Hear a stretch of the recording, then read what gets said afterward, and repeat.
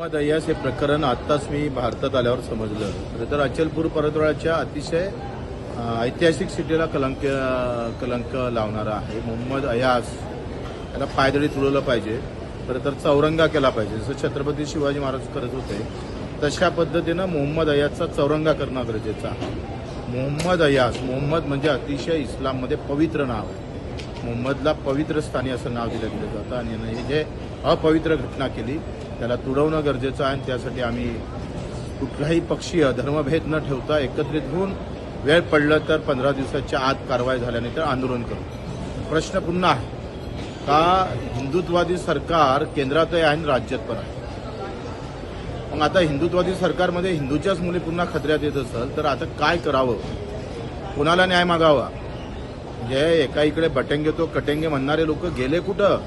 तुमच्या राज्यामध्ये तुमच्याच राज्यामध्ये असे अन्याय होता आणि तुम्हीच बोंबलताय. या सगळ्या संदर्भात फडणवीस साहेब काय करताय?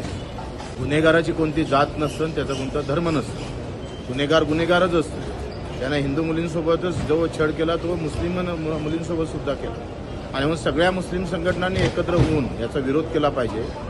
ज्यांनी केला त्यांचं आभारच मानतो आहे.